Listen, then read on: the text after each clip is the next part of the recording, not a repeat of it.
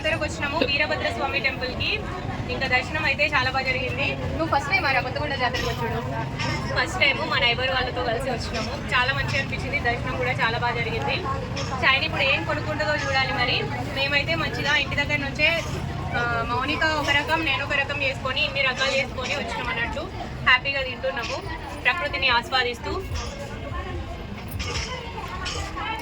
ఏమేమి వెరైటీస్ ఇస్తాం ఇప్పుడు? టమాటో పచ్చడి, దోశ, పప్పు, పులిహోర, చపాతీ, పనీర్ ఫ్రైడ్ రైస్.